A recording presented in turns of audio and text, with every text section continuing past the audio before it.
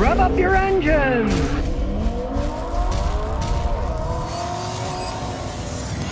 Rodrigo Flores. Scotty, why does the check engine light come on and off while I'm driving? Mitsubishi Lancer. 470,000 kilometers, must be in Canada. When you're driving on the road, your computer checks all the systems in the car. And it takes various times, but usually it's like a minute 45, 2 minutes or something. It checks all the systems. Then it starts all over again, does it again. And it just keeps doing it and doing it and doing it. When it finds a problem after so many consecutive tries, it turns the check engine light on. But then it continues on its merry way. It keeps checking and checking and checking. And then after so many more tries, it doesn't find that same problem. It turns it back off again. If you want to see what it is, when the light comes on, give a scan tool and plug it in. Carry one with you, and you can see what it says. It's obviously a minor problem because it goes off and comes on, goes off and comes on. But it's totally logical because that's the way the system works. It will turn itself on, but then it will turn itself off if it sees the problem's gone away. So it's a very small problem in most cases if it operates that way. G-Free says, should I turbocharge my Honda CR-V? It has 186,000 miles in the engine. This is too high to do so. I wouldn't, for two reasons. It's a Honda CR-V. They're not made for super high speed. They're pretty high up in the air. You put too much power, that thing's going to flip over on you. And of course, with that kind of mileage on it, any true mechanic who knows machines is going to tell you, if you're going to turbocharge an engine, you're better to beef the engine up before you turbocharge it, because you're putting all that extra strain on the engine.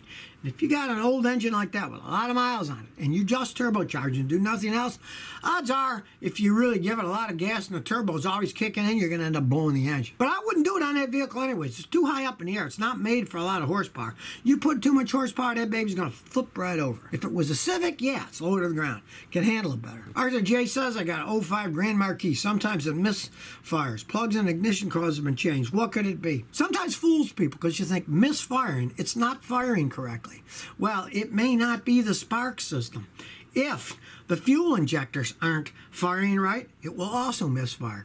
If you have an intake leak on the intake system, like an intake manifold gasket's got a hole in it somewhere, that'll cause a misfire. If your fuel pump doesn't pump enough pressure, that can also cause a misfire by it running too lean. MAP sensor, vacuum leaks, fuel pump pressure. Then you pray you don't need a guy like me to start analyzing to find out that, oh, well, the driver in your computer for the number 4 injector's bad, and then you got to buy a new main computer. It can go that far sometimes. The Fish 6969 says, I need new struts on the 95 Lexus. Is there aftermarket brand you recommend or factory only? No, the KYB ones are perfectly fine. I've often used KYBs on those, and it's a 95, so it's an older one, and that's still relatively simple. Now, the newer ones that have the electronic hydraulic ones that cost a fortune, you're pretty much stuck with the factory stuff.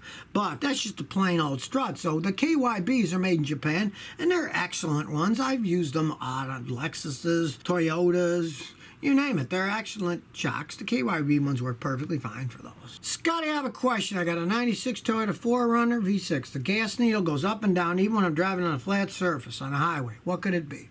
All right, one of two things. Either you got a loose connection that's corroded, where it plugs into the gas tank, there's wiring, and sometimes it gets corroded. A little tiny bump or wind, it'll be connected, not connected, connected, not connected. Now, if it's not that, it's the sending unit in the gas tank. The way fuel works is you got a float. On the other side is a variable resistor, and as it goes up and down, it tells how much fuel goes to the gauge and makes it move. And those eventually do break. I mean, that thing's, what, 24 years old, so that could easily be it. But check to make sure the wiring isn't corroded or the connectors are loose, because that'll do it too. Yellow Jacket says, Scotty, Evans wireless coolant is better or worse than Hote type for cars, or just a waste of money? Well, it does work. Your car was designed for a certain type of coolant, 50% coolant, 50% water. You start messing around with something else, who knows what the long-term ramifications are. Water mixed with coolant's been around for 100-something years. As long as you keep the coolant fresh so the anti-corrosion hitters don't break down, it's fine. Who knows what that stuff does to Evans over time, what it does after years. All things leak eventually, and then when they leak, if they leak out, then you got to buy the super expensive stuff to put it back in. Me, I just use normal coolant, and I mean, the Hote is the best coolant, the hybrid organic acid technology one, so I just stick to that myself. Why rearrange something like that that works perfectly fine. You only need to change them every 7 years or 150,000 miles. So it's not very often that you got to change it anyway. Yari T says, Scotty, what do you think is the ugliest car you know of and the most heinous to service? Well, the most heinous to service are those Porsches with the mid-engine design, because there's no working room to get on them. An absolute pain, you know. There's no ifs, ands, or buts. They're not made to work on normally. The Porsche mechanics, that's all they work on. They love it because they just drop the engine off the frame, and yeah, then they can work on it on the ground real easy, but you got to drop the engine. Takes a lot of time, but they don't care. They're getting paid for it, so they're happy, you know. Now, the ugliest car that I can think of, I don't even know the name of them anymore, but those goofy three-wheeled cars they sold in England. The one wheel in front and two wheels in the back. Any three-wheel car that people make now, they know that aerodynamically, you want the two wheels in the front and the one wheel in the back, not the one wheel in the front and the two wheels in the back so it tips over all the time. Mr. Bean or somebody's driving one and he knocks them off the road and they tumble over. Those are really the ugliest things I've ever seen. So if you never want to miss another one of my new car repair videos, remember to ring that bell.